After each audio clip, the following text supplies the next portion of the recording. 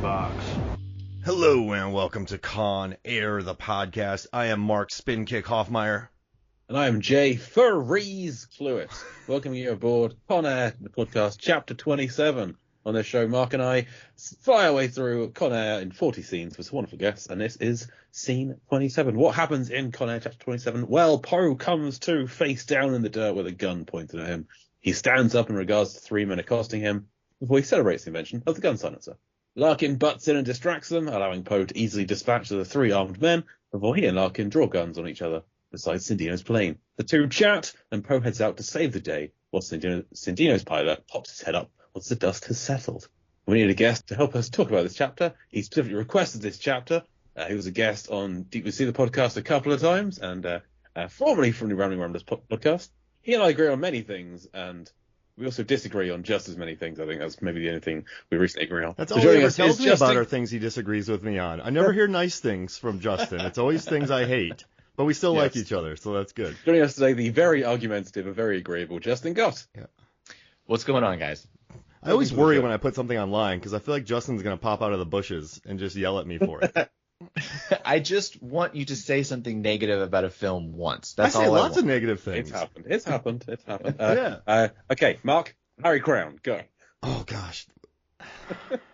You know, we actually have something in common then, Mark, because I actually have a personal grudge against that movie. Larry Crown? My very first script that I ever wrote is about a 40-something-year-old man who goes back to college. And shortly thereafter, right after I finished it, Larry Crown, I read about its development, and I got very upset thinking Tom Hanks and Nia Vardalos stole my idea. But I don't think they did. I think they're just also kind of on the same wavelength. But either way, I've never seen it strictly out of that petty decision. Larry Crown. Anyway, never seen it. There are films Mark hates. You just need to find them. Well, I don't have much free time. Mark and I, if we did a podcast on Larry Crown, like 10, 15 episodes, you'd probably love it at the end of it. No. I have Deep Blue Sea to effects. I have an idea for your third pod. So you did Deep Blue Sea, you did Con Air, and once you're done with Con Air, I think you go through movies Mark hates. Yeah. And you just go through all the movies that Mark actually doesn't like and find out why. The world doesn't need that. Larry Crown, the podcast. Yeah. The world doesn't. I'm just going to say I hate movies and then just talk positively about them. Hey, let's do Deep Blues, let's do Crawl. Event Horizon. Yeah. Mark's least favorite film. Ooh, what a movie. The 4K's out now. Nice. That's another 1997 movie that involves a terrible journey in the air. It does. Technically space. In the space. Yeah. And the lack of that. I mean, they were in the air for a while before they got to space. Briefly, relatively. So Justin, you requested this chapter because it has three of the all-time Cage quotes. Yeah, I think so. Not just Con Air quotes, Cage quotes. Did I actually say Cage quotes? I did. Oh, okay. All right. Well, I would say it's three of my favorite quotes in the whole movie, and they're all within the span of about a minute and a half. That's the one thing, and then the second thing is obviously the roundhouse kick that is just mesmerizing. So I think between those two things, I thought it was going to be in November, but here we are in February. So either way, I'm ready to record. Yeah. It's a good thing that Cage didn't have sleeves in this movie because they would just explode off of those shoulders. I was watching him in this scene, and I'm like, no wonder he has a sleeveless shirt. The dude is just exploding. And then when that spin kick comes, I mean, he has a long celebrated history of kicking in movies, but this is art right here. This is a beautiful spin kick by Cage. Lovely. Oh, man. But then, they knock out all these henchmen. A guy's shot in the leg, just bleeding out. And then they have a long talk. So if you're a henchman with a leg wound, and you're like, bleeding. Like, they're very silent. So you're just laying there covering your wound, maybe a bit concussed, and then listening to this guy talk about his daughter. And then, I might not get back. And then you're like, what's happening? Who are these two? Why? Like, you're just bleeding out with a head injury. The guy who tries to make a move after the fight gets a kick in the face. Yeah. So the other guys are like, I'm just going to pretend to be dead. I don't want that. No. You're just listening to them talk. Yeah. Well, who knows? Like, the pilot definitely is. He's just hanging out hiding. And just keeps looking on the whole thing. Him swinging down is one of the best moment of this. Like, he's whoop. Nothing to see here. I have a question, y'all. So Nick Cage, he trusts two people. Who can you trust? And he said, like one of them is me, the other's not you. Which Nicolas Cage character in his entire filmography, except for Cameron Poe, would you trust the most? So you have a big secret, and you have to tell one Nicolas Cage character this secret. I think this is an easy answer. Benjamin Francis Gates. See, it depends on the secret.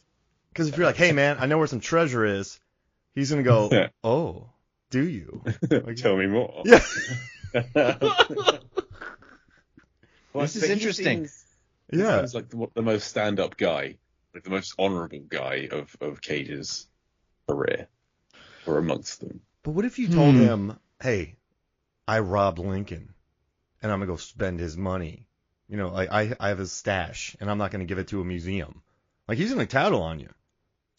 What about Matchstick Men, Nicolas Cage? He's a con artist, right? The con man. So he's not really believable, right? Because you think everything might be a lie. So then if he gave up your secret, someone may not actually believe it because they think he might be lying. He might be using it, in a kind of a double back. Also, I don't know. This con artist is trying to tell me about something about Justin, but I don't believe him because he fleeced me of the $2,000 last year. Yeah, I like the double bluff of the most trustworthy guy is the known liar and criminal. I think it's Red from Mandy. Because anything you tell him, he's going to be like, cool, man. And he's going to go back home and read comic books and chill with Andrea Riseborough. See, I think the one you could probably trust the most is Ben Sanderson from Leaving Las Vegas, because he'll forget it immediately because he's wasted. Yeah. So you can just tell him whatever you need. And he's too worried about other things. Yeah, I mean, like, Castor Troy doesn't care about you. Doesn't care about anything you're telling him. No. So you can probably tell him. No, he's the last person, probably. Hey, Castor, secret. I don't care. You wasted my time. He shoots you. I'm going with Red from Mandy because he doesn't care. Like, who's he gonna tell? Yeah, I guess it depends on the scenario. It depends on the secret because, like, Edward from The Wicker Man, stand-up, honourable guy.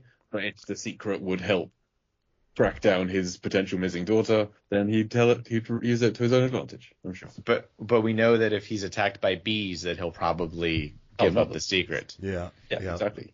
He'll tell you everything. What about Stanley Goodspeed? Stanley Goodspeed. I mean, I don't know. I feel like he'd get drunk and tell his buddies. Yeah, or he'd be like pressured by what's Connery's name? Mason. John Mason? Sean Connery. Yes. He'd like be pressured into he'd feel inadequate next to Sean Connery. He wouldn't be happy holding that. Secret. Like, do you think he would like it? He would feel stressed out. He seems like a stressy guy. Well, does the end of that movie imply that he's going to tell everybody who killed JFK, or he's just going to keep it to himself? I mean, he already told one person. Well, that's true. That's a significant. He knew it, and he told it in like 2 seconds. So that's probably not a good sign for his secret telling. I guess it depends on who it is and how it could benefit him. Yeah. Oh, no, okay. The person who's not going to tell anything is him in Willy's Wonderland, because he doesn't speak in the whole damn film. Oh, yeah. He's not going to tell anyone a damn thing. No, he's not saying anything. That's it. The janitor is my answer. You could tell his bringing out the dead character, because that dude's just tired. Like, anything you say to him... That's another he won't believe anything he says kind of thing. It'll just sound like... And he's like, yeah. And then he goes and drives around with Ving Rhames. But for Con Air, who is the second person? That's the question. Malloy. It's not the father, right? Malloy. We have to assume it's not his father, I think. Yeah. Well, is it just his wife? I mean, he says there's two men I trust. I'm going to stick with that. He's saying men as in men. You're right. You're right. But we don't know what Baby O did. I mean, true. My guess is the only other person he trusts probably isn't someone he met in prison. We do know that his dad taught him things and was around. In the previous chapter, he talks to Cyrus about his dad teaching him to be a good guy. So it could be his dad. He could have a brother we don't know about. He could have a He got married. Whoever his best man was, he could have some kind of a best friend. I don't know. Sounds like we need a Just Con Air prequel Yeah. that explores the earlier life of Cameron Poe and find out who that second man is. It's got to be It could Anthony be Edwards. it could be his CO Yeah. from his Ranger days. Wait, Arlie Ermy, Tommy Lee Jones, Oh Louis yeah, Gossett Jr., All Tony of them, all Todd. three. Yeah, before. Was Bokeem Woodbine too young at this time? Yeah, he couldn't be a CEO. Yeah, but I mean, if it's a prequel being made now, then Bokeem Woodbine would be perfect. Yeah. That's like Drill Sergeant. Have you seen him in The Inspection yet? The I don't even know what the movie? Inspection is. Okay. Oh, I have not. I know he's supposed to be quite good in it. yeah. I love his cadence. I can't swear on the show, but he says a shoot bird, but another word, he's like, oh shoot, like the way he said. I just love his cadence. I love him in Fargo. Oh yeah, his line readings are so good in that. Fargo. Noah Hawley, baby. Yeah. So yeah, I don't care who it is. It's just Bokeem Woodbine. Fine with me. All right, there it is. Okay. I mean, he was with him in The Rock. In the Cracked article, I wrote about Bokeem Woodbine's background acting. So like they're buds. He does a lot of Steve McQueening. Yeah. Yeah, he does. He's great.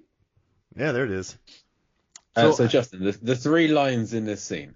Yes. We've got hooray for the sounds of effing silence. Yes. We've got sorry boss, there's only two men I trust, one was me, the other's not you. Yes. And we have what do you think I'm gonna do? I'm gonna save the effing day. That is Rank correct. those three lines, please. Which do you prefer? Which is the best? I would say last is gonna save the effing day because it's a little cliche if we're talking just generally It's a movie speaking. line. Yeah, absolutely. I lost respect for him because of that line.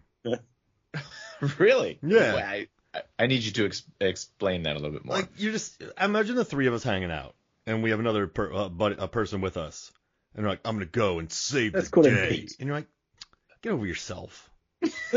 No one talks like that. Like, go, He's go. nothing if not confident. Yeah. It's like, yeah, I'm gonna go save the day. Like, cool. Like, I don't know, Either because hand he with hasn't. that or you good. Has he exhibited that sort of bravado? Like, he's very sassy, but that's like a bravado line.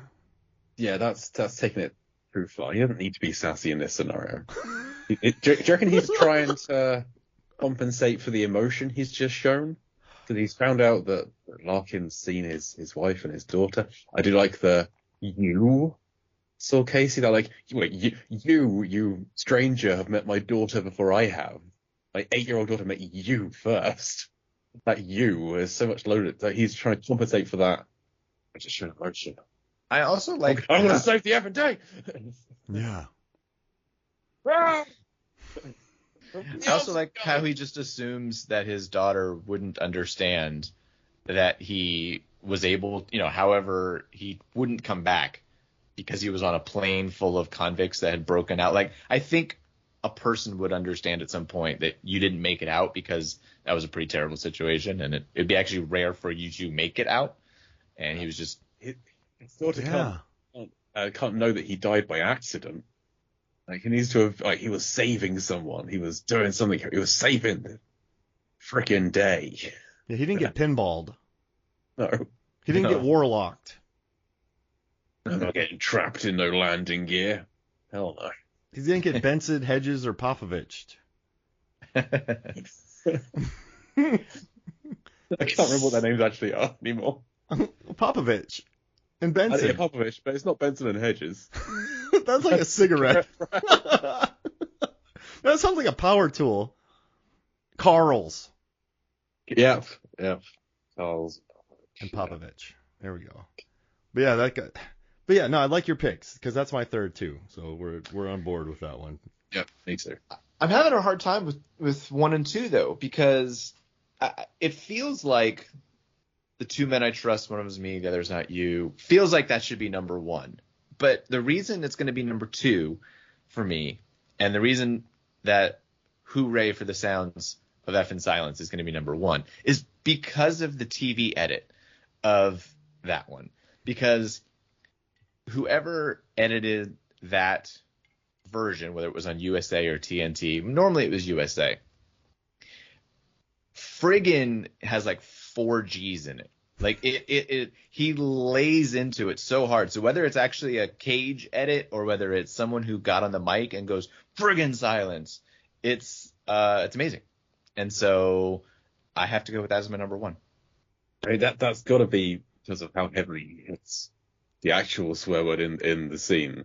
Yeah. So like, well, hooray for the sounds of friggin' silence. He really goes for it. That's the real the community Cage. Changing his volume at any moment. So. There's 2 things about that quote that I love. Hooray is just amazing. Hooray. And it's just a wonderful response to having a gun being put into your face. And even better, a silencer being put onto it. Because the one thing that you had to say, you shouldn't shoot me, is that all these other guys are going to hear it and probably come and try to figure out what's going on. And then a silencer gets put on it, and now your back's up against the wall. And that is how you respond when most of us would probably be weeping or pissing our pants. So the fact that he's able to stand there and give him a hooray and move through that is just wonderful. So that's my winner. I mean, it's a cheeky moment. It's funny, and they actually had to bring in a silencer for it. It's just. Like that's later when Cage is brandishing the gun with the silencer on it, it just looks so kind of feeble in his hand. It's like such a thin gun compared to his arm. I feel like he could punch a bullet like better than he could shoot one at that point. He could create a wind gust with his biceps that could just crush everybody. He's holding it at almost a perfect right angle just to really emphasize that the bicep is just straining while holding that thing. Oh yeah, like he's doing the 2 arms, flexing both. Like that's a classic move. He earned it though. He worked hard on this. I love it. But no, it's for me at least it's a good gag. Like obviously every line's written, well except for ones that are improvised. You know what I mean? But like they're like, okay, we have a silencer bit in this movie. Like there's a silencer bit, and I love that. I also love that the 90s had a lot of silencers. I haven't seen silencers. Going to say that. Have you seen silencers lately? I was just about to say this was a moment for silencers because GoldenEye obviously was, and like the game, and you had the silencer option on it, and I was literally just about to say that. Yeah. So we are on the same train of thought here, Mark. What's happening today? I don't know. I love it. This is great. But yeah, I mean, silencers had a big I feel like Eraser had a bunch of silencers in it. This is before we realized outside of films that silencers aren't that effective, and you can still hear them. Also, switchblades. There's a switchblade-led site that chronicles all the switchblades used in movies, and in the 80s, there were so many switchblades in cinema that, like, I just associated switchblades with evil doing. So whenever I went to the flea market in Florida, I just never bought one because I was like, I'll buy a butterfly knife and throwing knives, but I'm not getting a switchblade. It's like you just stuck to the throwing knives. Yeah, throwing knives, butterfly knives, but switchblades, no. Like, I'll stick with the gravity ones, not like the ones because I just associate, like, Better Off Dead had a good gag, also John Cusack, but that kid was a jerk. So, I don't know, the 80s were big on switchblades and the 90s were big on silencers. I feel like The Specialist had a lot of silencers too. It's cool. Yeah. You're there and you gotta spin it on, you got the whole process to it, and now it's quiet, and now you can sneak up on anybody and get them. It's a whole thing. Yeah. The ninja gun. Didn't Professional have silencers? In the opening kills when he's going after the people? It sounds like the kind of thing that would be in Leon. Yeah. Yeah. But the line "Hooray for the sound of weapon silence" not in the script. Ooh. Not in my copy of the script that I've got. So that whether that was written on the day or I don't think it's a Cage ad lib. It's too much. There's too much paprika on it. It's too prepared beforehand. But it's a late addition to the script. So that's why I would put the trust one at second, because that's a mouthful. It's like, you don't trust me? I only trust 2 people. One of them's me and one of them's not you. Like, there's a lot of room for error in there. Yeah, but that is the line that gets a callback. Yeah.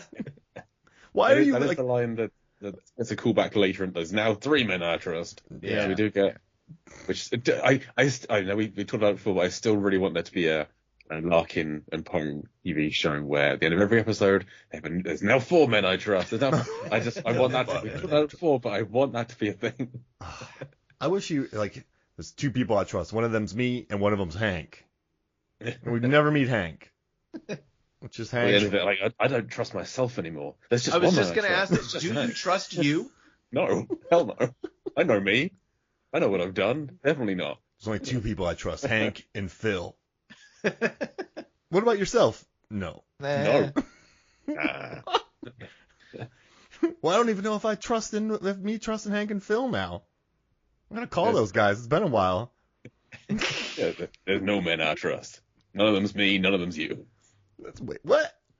Yeah, this is so much room for error. I like my lines simple.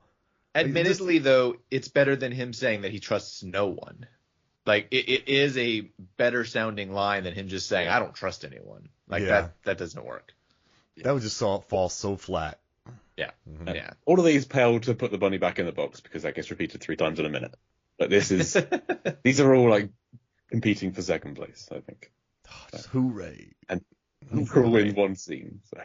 I love that line. Do you think that has anything to do with what branch is Poe in?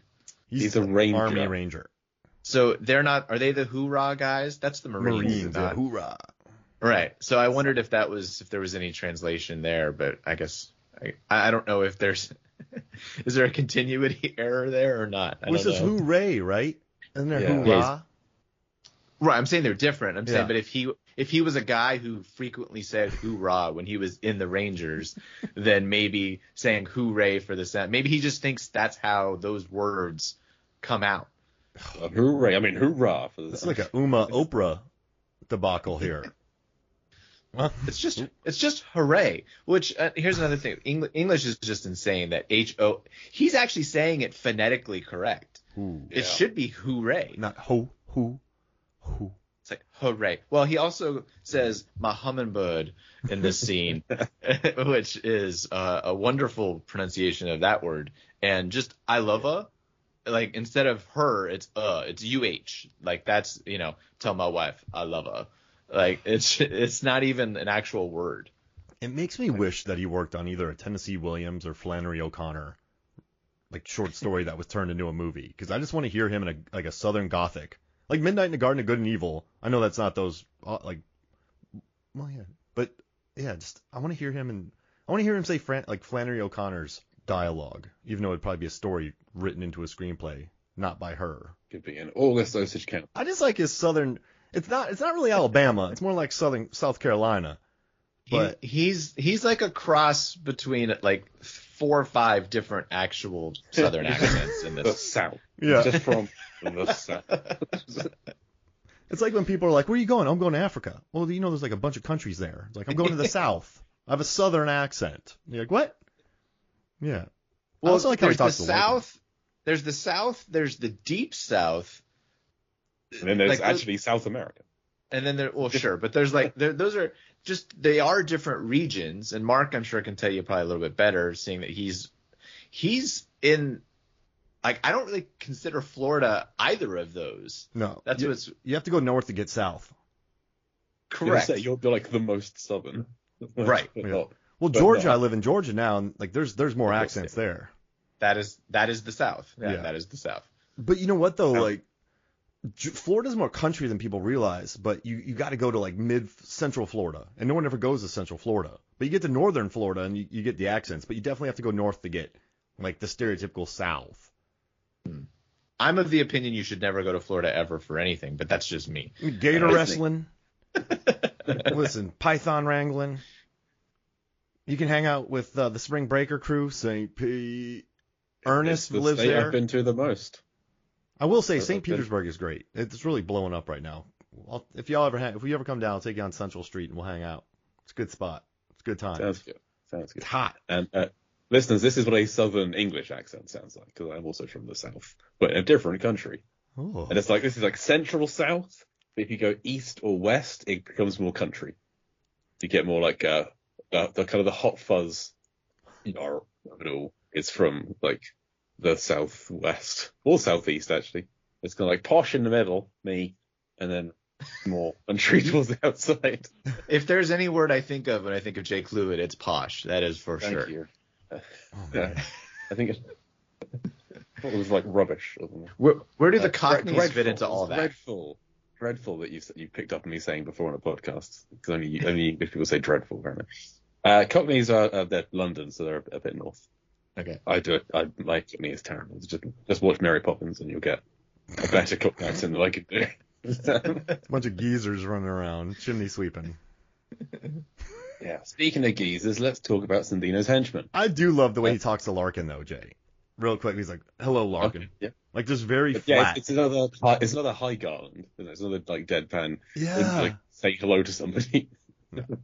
Hello, Larkin. And then he says another place. He says something else. I don't know. Just the way he talks to Larkin in the beginning. He doesn't even laugh when he tells a joke. Cusack has to explain that he's telling a joke. That's a very Cusackian move. I'm glad you told me. Yeah. Yeah. Just Cusack. I think in just his real life, he's explained to a lot of people that was a joke. Yeah. I mean, I'd like. He's obviously nervous in the situation when he and Poe have their guns drawn at each other. Poe's is rock steady. He could use it to hang a shelf, whereas Larkin's is wobbling all over the place. Yeah. So they're two. That's good. That works. Yeah. And then he's trying to like relax the situation. He has kind of police. Well, police. He's agent of some kind. He has agent training of like, okay, this is what happens if you get stuck in a situation with a criminal. You do this kind of thing to, you know. And it doesn't work because he's against Cameron Poe. Who's like, but in the script, Poe doesn't say thanks for telling me in response to it was a joke. He was thanks for telling it to me.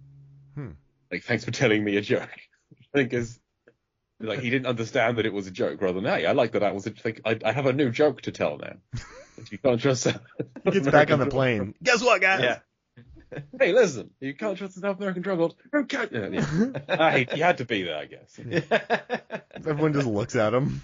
It was a joke. Now, I'm going to do something very special for you, Justin. Okay. Every week we've been handing out a Sweat Bucket Award for the sweatiest character. I'm going to let you hand out the Sweat Bucket Award today. Who gets the award for sweatiest person? There's an obvious answer, but I feel like I kind of want to give it to the very first guy that trains his gun on Cameron Poe. Oh. Okay. So the guy who stood in front of him, the guy with the silencer. Yeah, the guy with the silencer, who I recognize from something else. Okay. Well, this guy, you should recognize him from everything, because this is Thomas Rosales Jr. He is an actor. He is a stuntman. He has been in every damn film. Here is the list of just some of the films he's been in. He dies in The Lost World. Yes. He does. So he's Carter in The Lost World Jurassic Park. Yes, okay. He's also in Commando, Raw Deal, The Running Man, RoboCop 2, Predator 2, Kindergarten Cop, Alligator 2: The Mutation, Universal Soldier, Menace to Society, Last Action Hero, The Claw, Naked Gun 33 1/3, Beverly Hills Cop 3, Speed, Tremors 2, Last Man Standing, 8 Heads in a Duffel Bag, LA Confidential, Face Off, US Marshals, Deep Impact, Traffic, Ocean's 11, Slackers, Men in Black 2, Collateral, Dawn of the Planet of the Apes, and Greenland. Not only is he an actor in all those, he is a stuntman he was in Battle of the Planet of the Apes and the Towering Inferno, Airport 77 and Airport 79 Concorde. He was How old is he? 20. He was like 23 in those, I think. So Scarface, Cannibal Run 2, Red Dawn, Breakin' 2, Electric Boogaloo, Police Academy 2, The First Assignment, Three Amigos, Midnight Run, Weekend at Bernie's, Demolition Man, Escape from LA, Mars Attacks, City of Angels, Out of Sight, Lethal Weapons 4, The Mask of Zorro, Planet of the Apes 2001. He's in 3 separate Planets of the Apes eras. Triple X, Hulk, the first 3 Pirates of the Caribbean films, No Country for Old Men, Iron Man, an A-Team, and he gets set on fire in the pool. And there's a video on YouTube of him being set on fire in the pool and doing all the behind the scenes of him being coated with the flammable liquid and being set on fire. And he's just a badass being set on fire for a day job. This guy is a legend amongst the stunt and bit part acting henchman community. Now, listener, I just want to make sure that you understand this was not planned at all. I brought up this suggestion of this man just to try to be different, and Jay ran with it. I want to make sure that you understand this. This was not scripted. This was not discussed before over Facebook Messenger. Nothing. Justin is not John Stockton and Jay is not Karl Malone. But it sure went that way. Yeah. I like to look into the guys who just like crop up for a small role here and there. Like we found out the co-pilot on the plane is a hockey player I had no idea about. He's the most banned hockey player in all of hockey. Huh. But the other two guys who get taken out here, Eddie Perez is also a stuntman who was in Godzilla 1998. Good Burger, he did stunts in Good Burger. You know, all those stunts from Good Burger. Enemy of the State, Minority Report, Serenity, Feast, Crank, Idiocracy, Ocean's 13, Shoot 'Em Up, You Don't Mess with Zohan. He's John Ortiz's stunt double in Fast and Furious. Star Trek 2009, one of Justin's favorites, and also Fast 5, another one of Justin's favorites. End of Watch, in Star Trek Into Darkness, Deadpool, Face of the Furious, Wakanda Forever. And then the other guy, Scott McCoy, is in this. That's about it. He's in very few films. But the pilot is Marco Iris. I don't know how you say his last name. He has two roles in this film. One of them is the pilot. The other one is Nicolas Cage's stunt double. But Nicolas Cage's stand-in, which he has done. He has made a career out of being Nicolas Cage's stand-in. Because he is his stand-in in Trapped in Paradise, Kiss of Death, Leaving Las Vegas, The Rock, Con Air, Face Off, City of Angels, Snake Eyes, 8mm, Bringing Out the Dead, Gone in 60 Seconds, The Family Man, Captain Corelli's Mandolin, Wind Talkers, Adaption, Matchstick Men, National Treasure, Lord of War, and The Weatherman. He was also Tony Shalhoub's stand-in in Against the Ropes. He was a utility male in Boondock Saints. He's in photos in Snake Eyes. Justin has a question, I believe. You have your hand raised. What is adaptation? Do you mean Adaptation. the Genius adaptation? Like one of the Did I say best adaptation? movies of the past 25 years? I meant to say adaptation. He left out My an A and a apologies. T. It's How close. dare I do you? apologize. I left out an at. I'm sorry. Adaptation erasure over here. I gotta say, It's a great film. I love it. It's I just wrote off a list of films where you can just pick up the one I made a mistake on. He's also Pierce Brosnan's stand-in in Mars Attacks. wow. You must know. Stand-in work is. I was a stand-in for a little while. It is life-sucking work. So I applaud this guy. It's good to get in on with somebody though. Like Kurt Russell had a guy, Stallone had a guy, Wesley Snipes had a guy, Chris Pratt had a guy. When I was on Guardians 2, he had his own stand-in who like went to Passengers in different movies. But stand-in And this work. guy also has his own podcast. Oh, nice. I only found out. I didn't have time to listen to an episode after I found out that he had a podcast. We need to get him on here. I mean, he hasn't done an episode in over a year, but he has like people from the industry on to talk about their career. Nice. Like. Hey, just So, because yeah. people haven't had an episode in over a year doesn't mean they can't bring value to a podcast. That's very true. That's very true. We should try that. Stand-in work is not fun though. So but it's cool. He made when you're with a guy, you can get little roles. You can pick up like get a little bump, maybe get a line. So I guess that's good. When you're the person's guy, you get treated differently. But when you're just a Joe Blow stand-in, it's fun to just watch everybody. But that's a tough. His gig. podcast is called Babble, BS, and Beyond. Babble BS and Beyond. Babble, BS, and Beyond. I wouldn't mind standing in on Babylon, watching that movie get made. Woo! But he had Pete Antico, who died in Cyrus' cell explosion, on as a guest to talk about Connor. Nice. Yeah. Babble BS and Beyond. The Babble, BS, and Beyond. I find Cage's, I would call it a vest here, but undershirt, I guess, that he's wearing here, sleeveless shirt, to be disconcertingly thick. I don't know what it is. It just seems thicker than it should be. You know, that's a great point. It's been a long time since I've worn this article of clothing. I've had them as a child, maybe like an undershirt. And I remember them being really thin and kind of flimsy. Cusack does some good sweat work here. He looks very young and vigorous in 144. He looks like young Cusack. So yeah, you said Thomas Rosales Jr. was your sweat bucket award. I would give it to Cusack. Yeah, he's looking good here. Look at him. Go to 144 in this clip when he's holding his gun at Poe. This is the best he is. Is this our favorite Cusack moment, Jay? Because we got kind of sick of him. Because he just kept on. We had scene after scene of him just arguing with Cole. And we got a little sick of him. Cole Meany they were just yelling at each other for a long time. So he's interacting with someone new. Yeah, I mean, this is the first time. Well, yeah, the first time they've spoken together. There's been like interactions of dropping a body for one to find and overhearing one on the radio. But this is their first like face to face. It's a while before they get another one. And he's not being insulted for his sandals. He's not being insulted for being a Saving vegan. He's just they're just chatting. And Cage is being sassy with him. Yeah, fun. Wouldn't he like Larkin though? He's pretty short with Larkin. He's in a tense situation. Cut him some slack, Mark. Cut him some friggin' slack. Yeah, don't be mean to Cusack. By the way, cut me some friggin' slack it's the same friggin' in The Rock. It's when he's doing one of the things with the bombs, but he says, cut me some friggin' slack, and it's the same friggin' as he uses in this scene. Just for the record, it's the same kind of vibe as I'm a little tired, I'm a little wired, I think I deserve a little appreciation from Gone in 60 Seconds, which is one of my favorite Nick Cage quotes that, yes, I have used in everyday life. I want a TV swear word supercut of all like the adjusted swear words. Like there's a movie I watched one time. It's like, you punk bunch of suckers. And I mean, the pinnacle is I've had it with these monkey fighting snakes on this Monday Friday plane.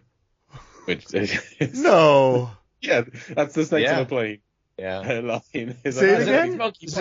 It's Monday to Friday plane, isn't it? Yeah. Yes, which makes makes equally no sense. Wait, I've had it with these monkey fighting snakes on this Monday to Friday plane. Uh-huh. Yeah. Yeah. I want that job. Give me that job, guys. Let me come up with these fixes for swear words. We cannot believe Samuel Jackson would say mother frickin'. That just doesn't make any kind of sense. He wouldn't possibly say that. It might take the watchers out of the viewing experience to hear him say frickin'. So we're gonna go Monday to Friday instead. Monkey fighting. Man, that's like the guy who did the subtitles for Stranger Things, and I think he wrote something about like the things are undulating, like noises. Like the guy added some really interesting things into the subtitles. Monkey fighting snake sounds like something Mark would enjoy. Monkey fighting snake. Is that a monkey that is fighting snakes, or is it a snake, or is it snakes that are meant to fight? I know it's kind of the both. I think it's probably a Planet of the Apes versus Escape from New York movie. Even though they're apes, not monkeys, but still. Yeah. They'd just do a workaround for that. So yeah, monkey fighting snake Pliskin. Yeah. Are they implying that the people on the plane are essentially monkeys because of evolution, so these snakes are fighting them? And as opposed, no, I don't know. Monkey fighting snake? I promise you, we've already put more thought into whoever put the thought into the edit in the first place. But also, it's for a film that kind of exists just to be taken the piss out of online. So they could well have written this line so that combinations like this would occur. 17 years later? That's our boy David R. Ellis. Yeah. Wow. That was a thing. Yeah. That was early memes. You know what I mean? Like, that was early internet power. So it went switchblades, silencers, snakes on a plane. That was the kind of the trajectory there of things. Yeah. Based on our earlier conversation. What did the 2000s have a lot of? Monkey fighting snakes, I think. That's true. Yeah, because like the 80s was like quicksand. There's a lot of that. Yeah, in 2000, like Iron Man had a monkey fighting a snake. Indiana Jones and the Kingdom of the Crystal Skull. No Country for Old Men had that. There Will Be Blood had a famous scene of a monkey fighting a snake. I think the 70s was like killer bees. That was a threat that never really materialized. Oddly, there was no monkey fighting snakes in Congo. No, Laura Linney and Ernie Hudson being amazing. What about Anaconda? He eats one. Apes. It eats it's like a boar, or a tapir or something. It takes out. Mm-hmm. Or John Voight. Sorry, it's John Voight. It's not a boar at all, is it? He's so good in that Easily movie. Confused. It's Nick Cage's dad from National Treasure. I just wish I could have. I wish I could just teleport on set to watch John Voight do his thing on Anaconda. Just be on Just left that. Just like, wait, hey, John, what accent are you doing? Just quick question. Isn't he Peruvian in that movie? I don't know. I'm sure if you ask him, he wouldn't know. I thought it was like Puerto Rican or something. But it just felt right. Yes, it did, John Voight. That's what makes a movie so good. Aside from Walt Conti's beautiful snake, who also worked on Deep Blue Sea. Not Con Air, though. We'll go back to Con Air. So you're saying the Sweat Bucket Award should go to Con number 1? Yes, that's my vote. I've just never seen a shirt soaked so much like Cusack has. You don't see many wet shirts just by sweat in cinema. Because it's always a clean shirt. Yeah. Like Vin Diesel doesn't sweat. He's Paraguayan. I just had to look it up. He's supposed to be Paraguayan. They don't. Paraguay. Yeah, but no. It's clearly warm wherever they are. There is no doubt about that. And you feel it. I like that. They're on the salt flats. Like there's not much shade there from what they put up. So it's definitely got to be hot in that tent. And I like how there's strategic holes in the roof. Did you see it to let light bomb in? Mm-hmm. Yeah. It's like the end of From Dusk Till Dawn. Vampires were in there? It's not how the sun works, but yeah. Oh, that'd be an amazing movie. You know that movie Jerry, where it's just Matt Damon and Casey Affleck walking for a long time, and they just come into one of these, and then it becomes like a From Dusk Till Dawn movie? I'd watch that. Gus Van Sant directed? A Gus Van Sant vampire movie? I feel like there is one, but I can't. So, off the top of y'all's heads, what are your favorite kicking moments, Nick Cage kicking moments of cinema? The Terry Wogan interview when he comes out. Yes. The basis for his Nicky Cage character in Unbearable Weight of Massive Talent. Yeah. I gotta go with Mandy, because when he's kidnapped by the Cenobites, he kicks one of them in the shin and then it falls down. And then he takes that out. And when he battles the big bruiser one who flips him on the table, he kicks him in the head. Like, Nick Cage is pretty prolific with kicks in his career. So I like that. He also gets some good kicks on Raymond Calitri in Gone 60 Seconds. His whole thing is he woodworks. That's his whole villain angle. Yeah, he loves wood. The Ninth Doctor he just carves wood. That's it. He kicks Lily Sobieski in the face in Wicker Man. Yes, he does. So that's something that happens. Kick-Ass, he throws good kicks. Wild at Heart, he does kick dancing, which I like. Face Off. In Face Off, John Travolta kicks him. The rare Travolta kick. How dare he? Wait, is that Travolta as Cage? No, this is first Travolta when he kicks him into the engine and then blasts him into the thing. It's a great question, though, Jay. Would it still count as a Cage kick if it had been Travolta as Cage? I think it would have been Travolta channeling Cage. Like, this is what he does in films. He kicks people. If Nick Cage had suddenly burst out into song and started, like, clicking, then that would have counted as well. It's like being a Travolta thing. Well, he just goes full grease in the middle of Face Off? Danny Zuko.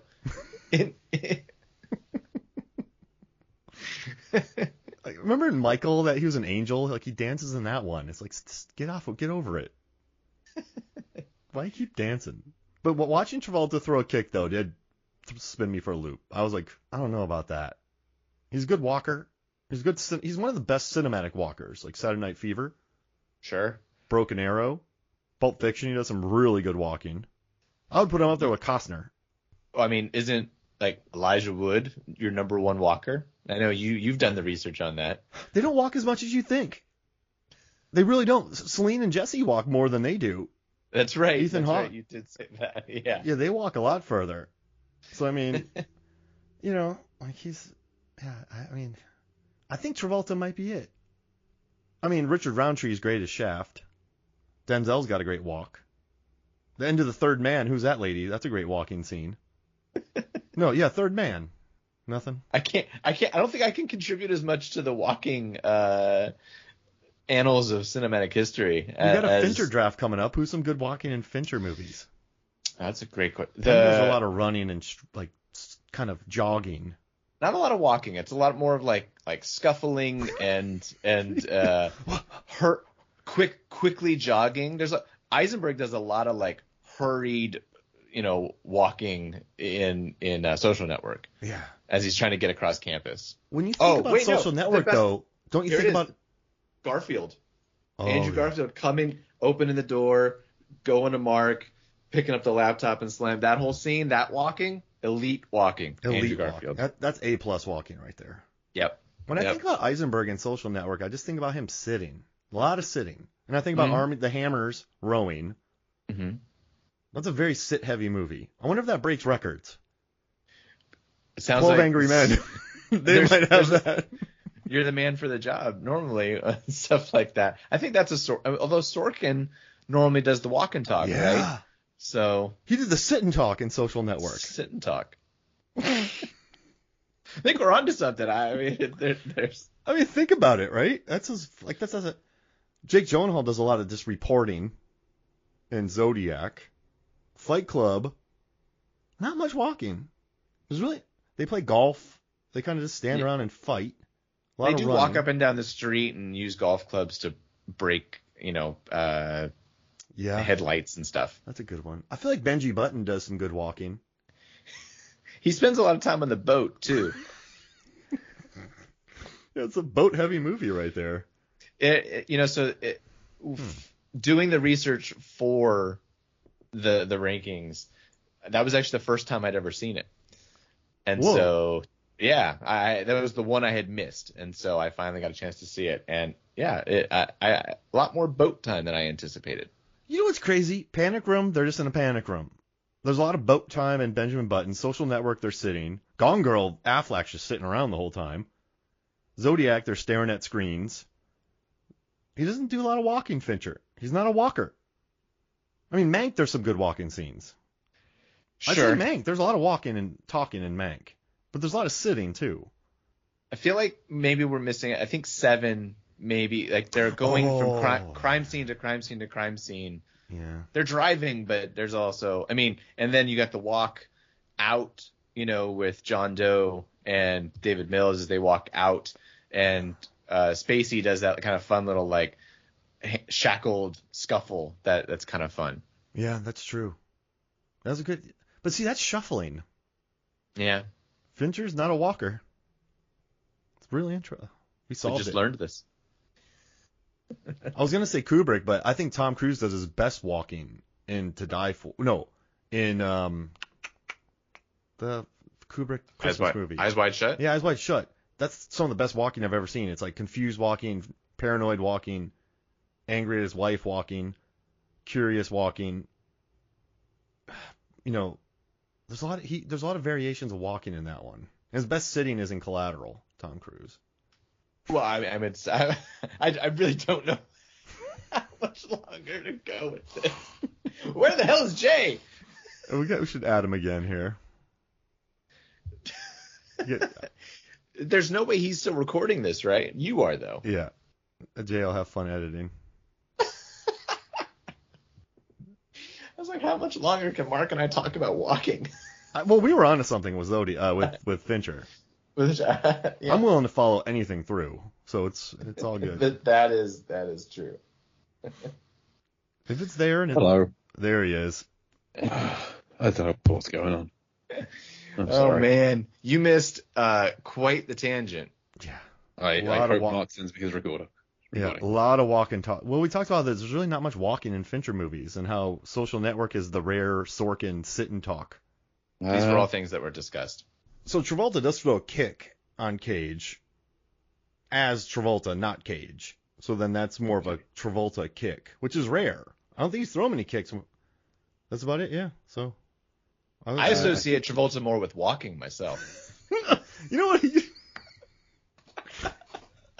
So nothing to the listeners. Poor Jay, his computer restarted, and we were just waiting for Jay to go, and we just went on this tangent about how David Fincher movies don't really feature any walking. A lot of talking. Who knows? Maybe I'll include the whole tangent in there. Bonus episode. Hey, let's see if it fits. That joke right there makes it worth it. So that's totally up to you, Jay. What was that Old School when Will Ferrell's like, I blacked out there. Like that was the whole conversation we had. Mark was the one doing the ribbon dancing. Yeah. Yeah, Will Ferrell. You know he did that because Luke Wilson was just having a bad day. And so when you watch Luke Wilson in that scene, he just looks really, really, really depressed. And I learned that in the commentary that he just was supposed to do it, but he just wasn't feeling it. So Will Ferrell had to jump in on no moment's notice and do the dance. And Justin's recorded this whole episode on the rings, smoking a cigarette the whole time, just like Vincent. Still holding. That's hard to do, y'all. Just hang out there in those rings. Vince Vaughn's a big dude. He is. I don't think he did it. I don't think you can see his legs. He went full Daniel Day-Lewis and trained for Who's months. his stand-in? Vince Vaughn? Vince Vaughn's old school stand-in. I'm not going to look it up because my computer will crash again. I've got nothing open, just Skype. So I can't do anything else. So, No more playing Galaga while we're talking about Con Air, Jay. I apologize. You can see the reflection in my glasses. So the three guys, when Poe stands up, you've got three guys. You've got Thomas Rosales has one gun on him. One guy has two guns. The other guy has no guns. This doesn't feel like a correct balance of guns. Hey, guys. I'm taking these two. You have that one, and you get nothing. You just get to wear a hat. Like, it's just. I guess maybe they're treating it like I'm a couple behind on The Last of Us, but the way that Joel treats Ellie at first, where he says you can't have a gun, you're not allowed to have one, and clearly that's what's happening here in this situation. And this one gentleman is not allowed to have a gun. He's lost his gun privileges. That's a great point. It means that when they get distracted, Cage takes out Thomas Rosales Jr. and then uses that gun to shoot the guy with the two guns in the knee. And the guy with no guns has no guns, and so is unable to shoot back. But the guy with two guns, it's not a good plan. No, I'm it's just saying that plan. It does not work, and they fail. Because the guy with the two guns, he just kind of stands there and waits to be shot in the knee. He doesn't want to fire on his buddy, on Thomas Rosales Jr. on me. But he has two guns and he doesn't use either of them. I wonder if you get a bump if you have to hold a gun on screen. I want 2 bumps, double bump. Like you Two get guns. paid extra to have a gun. He is a paid extra. But no, so you can get bumped up to a featured extra. Yeah, I'm being stupid. I got a gun once and I got paid a double pay. Tell us more. What happened? What gun? Where were you? I was on the following pilot and I had to play a cop. They threw me in to be a cop, so I got paid for my work, and then I got paid to be an extra. But because I was armed, they gave you an extra little bump on it. And then I did Hunger Games, and they gave me a gun. They threw me on that, and I got double pay on that. So I wonder if there's a gun bump. Maybe because you're handling props.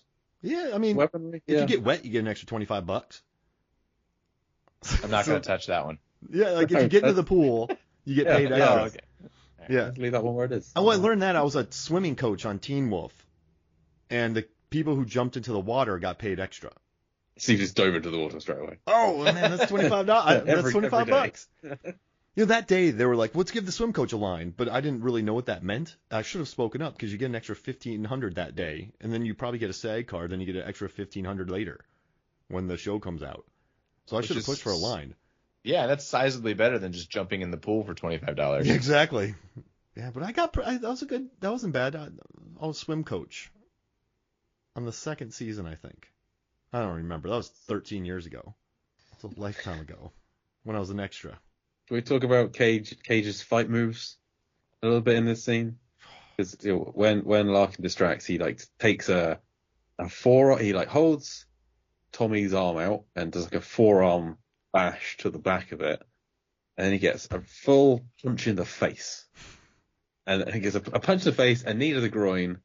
He does an elbow to the guy with the hat, and then you have the roundhouse kick in 3 shots. They really glorify that kick. As they should. I guess my question is, would any of this have worked if Larkin had not showed up? Yeah, because he missed the opportunity of attacking when the guy was putting the silencer on. That, to me, felt like a prime opportunity, because he has the gun up and away. That's one gun removed. So you take out the guy with the 2 guns. Well, yeah. Oh, yeah. You could have just jumped on him for that. Yeah. That's like in Snowpiercer when those guys are dazed, dipping the swords in the fish. And you're like, I just would have jump kicked that guy as soon as he was dunking his axe into that fish.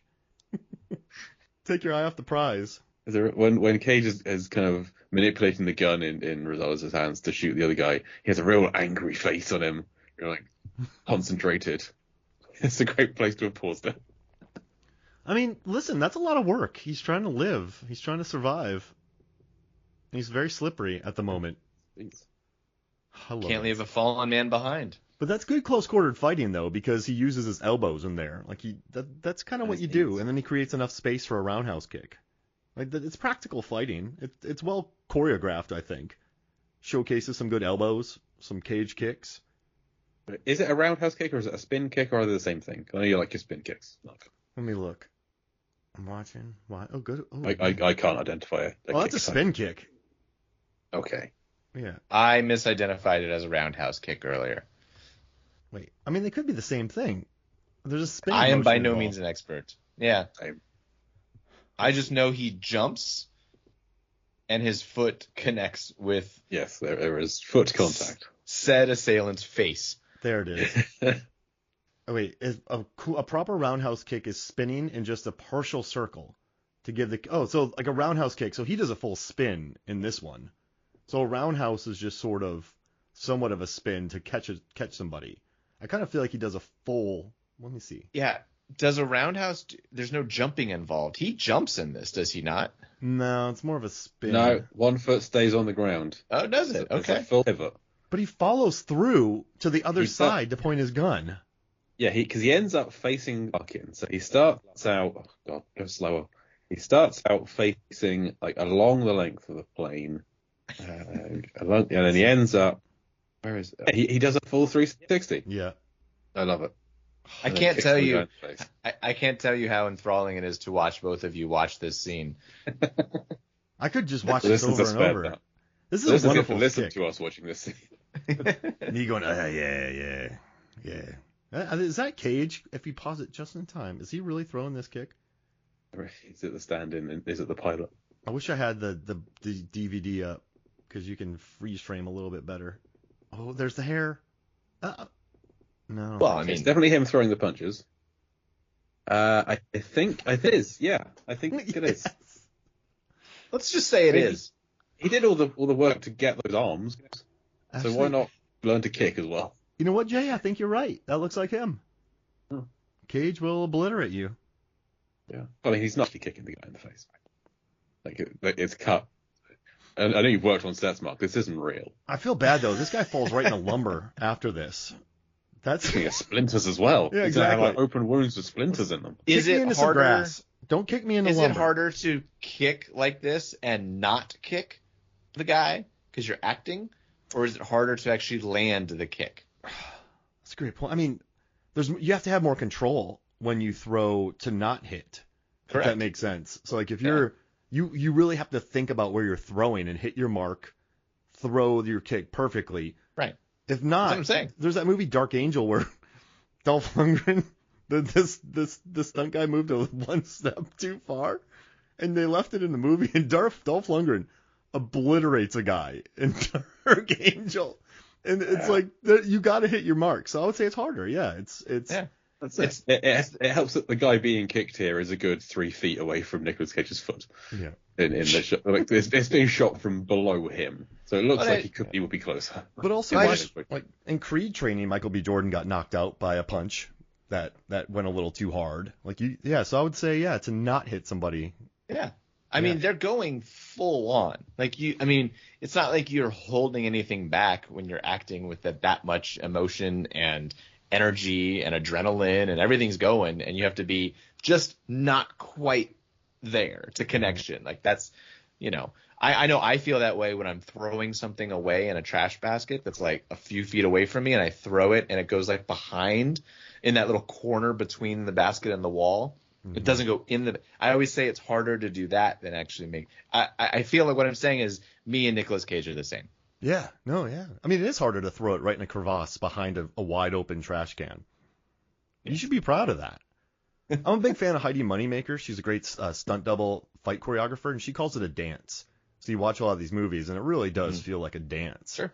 So for him to nail those moves and then throw the kick and then not actually kick somebody and then have a guy fly into lumber, good work, Cage. Yeah, I mean, gigantic fight scenes like that have always, when they call it fight choreography, right? I mean, that's to me, that's why it's the same thing. You think about, all the Matrix fight scenes, jump out to me right now. Anything with Kung Fu, of course, like the old boy, hallway scene. Yeah. Stuff like that, it does appear to me to be just as complicated and intricate as something as, say, a dance scene like in La La Land, I taught my students about the old boy hallway fight yesterday, and I talked about the dolly track and how many markings they had to put on because whenever he's winning the fight, the dolly's going forward. Whenever they're going with the momentum of the character, but when he's losing, the dolly goes back with him. So there's this crazy art to that. But if you're a dolly grip, you got to have that thing taped down. Like they probably rehearse it left, right, and center, and then so on that dolly track, I bet you there's so much different tape that guy had to hit or person had to hit during that. So like you have not only do you have the cameraman pulling focus, you have the stuntman, then you have the dolly track laid down that you actually have to like go with the momentum to tell the story of the fight. So yeah, it's a nightmare. Yeah. Which is why then when you get the result you get at the end, everyone is, justifiably impressed because it's like, look what you pulled off, The fighters too. I think the Koreans are better zombies and better. Like I think the extras are better in Korea. When you watch Korean zombies, even the ones in the deep background are selling it. But then sometimes you watch some other movies and the ones in the deep background are kind of like, bleh. Like they're not owning it. But I feel like Korean zombies are better. And you're watching Old Boy. I mean, it's a Park Chan-wook film, so of course he's gonna find like everyone's gonna work for him. But those extras in that Old Boy scene are just perfection. Like they're just selling it. I love that fight scene. It's so good. I'm gonna go eat an octopus. Hey, if you want more on Old Boy, you should listen to my podcast on Old Boy that I did like 2 years ago. And it's a good episode. Yeah, Rambling Ramblers. And Decision to Leave is the best movie of 2022, everyone. So watch it. And it wasn't nominated for anything, which is insane. So watch that movie. That and After because it was 10 on years. Movie. Because it was on Tubi or whatever. Movie. It was on one of those. Yeah, no one has that. Yeah. No one's gonna watch it because no one has the app. More people. After Sun's the most watched movie now in movie history, which makes me happy. And those two movies in 10 years are going to be looked at as art. After Sun and Decision to Leave, I think, are the two 2022 films that in 10 years people are going to be watching. I mean, I'm not arguing that. I haven't seen either. I'm just saying that, like, and that point may be very accurate. No one has movie. Yeah. So After Sun got a push here because of A24. So I think that's why he got Best Actor, Paul Mescal. But right. Movie solely did it. So they didn't even send out screeners for Decision to Leave. So it's like Close, they bombarded with that. Like a lot of the films that international films, everyone got screeners for. So yeah, Decision to Leave, I never got a practical copy. So you can see why it wasn't on many lists. Watch Mubi. Get it. Tubi's great too. It's free. Get Tubi and Mubi. And then go to movies and get a cheeseburger. What's Scooby-Doo? Oh. I was trying to figure out how you were going to follow that up, Jay. I didn't know. If we're counting Sandino's men, there are 22 cons in this chapter. So I'm guessing that the South American drug lord employs convicts. If we don't count them, then 18. But none of them are in the air. So it doesn't count. So it doesn't matter anyway. No cons in the air. 22 cons. Wait, don't you become a convict when you've been arrested? Yeah, but maybe these guys have. I don't know. Because they all work for Sandino's uncle, who is a drug lord. True. So there's at least 18 cons up to 22. It's somewhere in that range. And some freelancers. Yeah. There's a con range there. Yeah. The con range, yeah. But I have no more notes. We've been through all of my notes. We talked about kicking, we talked about shooting, we talked about sweating, all of the things. Hey, I'm good. This was fun. Justin, do you have any more notes? What's your favorite Fincher movie? Me? I mean, Seven. Seven's my favorite. That's a film that I watched a lot when I was too young to watch it. And it's kind of stuck with me. I love "This is not even my desk" is a wonderful line from Ollie Ermy. Yeah. So Arlie Ermy note that small little desert town that I grew up in. He is essentially from that area, and after his death, I believe, renamed one of the streets Arlie Ermy Avenue. So if you're in Lancaster, California, Arlie Ermy Avenue exists. He's great in that, and he's great in Full Metal Jacket, and he's great in Toy Story. And the Frighteners. I was great in Toy Story. Frighteners. 4 lines. Go and see Frighteners. Yeah, I'm going to watch Frighteners. Peter Jackson. I know. I've got it on DVD for maybe a decade. It's just been sat there not being watched. Great poster. I love Seven. I love Zodiac. Fight Club was a great film. Mm-hmm. Yeah, I have a couple hot takes for this. I'm excited to get back into it. So just to that point, it's been over a year since we recorded, and I've missed it very much. But life happens, and that's just the way it goes. So yeah, we're getting back the band back together, as it were, for little Fincher rankings. So I have a couple hot takes. I'm excited. Yeah, my hot take would be Social Network overrated. I've never made it through it a week. That's a terrible take. That's not a hot take. That's a terrible take. I'm sure. Well, bear in mind, I've never been awake for the entirety of the film. I cannot have an opinion on this film. I just always fall asleep in. Rosamund Pike should have won an Oscar for Gone Girl. Agreed. 1,000%. I mean, like, how do you watch? Think... Well, it's the Academy. Like, you can't predict. It's not based on right. that. But like, you watch that movie and you're like, yeah, she's amazing. This is amazing. Panic Room, underrated. I agree with that take. Phenomenal cast. I was working in a movie theater, and Death to Smoochie and Panic Room opened on the same weekend, and I was a big Norton guy, and I was a big Fincher guy, and I was like, what am I gonna watch on Thursday night, and what am I gonna watch Friday morning? It was a legitimate. I could do one screening in advance for Thursday night before it opened, just to make sure the print worked. And I ended up doing Death to Smoochie and then Panic Room Friday morning, but it was tough. I'm like, am I gonna do Fincher or Norton? Fincher or Norton? That was my what? That was 2000, I guess. So yeah, that was like my. Yeah, it's 2002. Yeah, so that was my 21-year-old self. Like, oh, what am I think what's a better Friday morning viewing? I think you went the right way around. I do like Death to Smoochie. That film doesn't get talked about much these days, and it should do. It's not a pleasant film. No. But it was a stressful day. Like I remember that for me. I was like, oh no, what am I do? Anyway, that had nothing to do with Con Air. That was just me saying that. Well, there's a bunch of cons in his movies. It's absolutely. Any more thoughts on this chapter or Con Air as a whole? I think it's my third favorite of the action trilogy. The Beige Volvo. Yeah, I really think it is. It's good. Don't get me wrong. There's a whole podcast I hear about every scene. At least one, but, yeah. But I don't think, for me, it goes Con Air 3, Face Off 2, The Rock 1. And the reason for that is because The Rock's the one I've seen the most, honestly. It was the one that I kind of gravitated towards initially. Sean Connery. I mean, so to me, that's the one that wins. But still, I mean, it's just fun. You know, it's a fun time, and you get Ma Hummingbird. I mean, where else can you get Ma Hummingbird? Right. Hummingbirds and bunnies. So all three of us have different number ones. That's what I love about the trilogy. We all like the favorite. Nice the most. I love it. Knocks his face off. Yeah. But they're all three great films. It's like three awesome things. Like, what's my favorite awesome thing? It wouldn't be the three of us specifically if we didn't have three different number ones. That's very true. Yeah, Jay's computer would shut down again if we did. I mean, I think that Skype knows we're recording these episodes out of order. So I will not allow this. You haven't done 26 yet. It's not right. So I don't peek behind the curtain. Great. Well, Justin, we've got to plug. What's coming up soon?